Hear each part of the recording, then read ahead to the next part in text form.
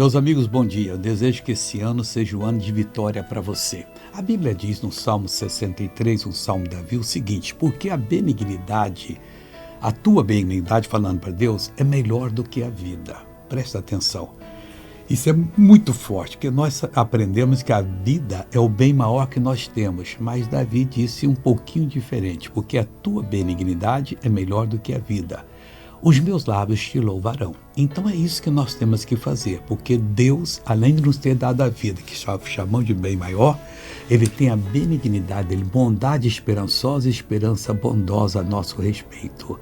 Por isso é melhor do que a vida. Ele quer que você se salve em nome de Jesus, bem rápido. Veja essa pessoa que tem um testemunho a contar. Deus me curou dessa perna que eu tava com a dor nas costas e a perna travada. O machando, a perna não. Como é que você andava?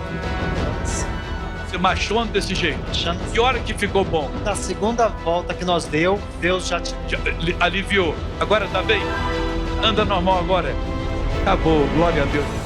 Agora eu quero orar com você. Pai, estamos aqui iniciando esse ano precisando da tua ajuda.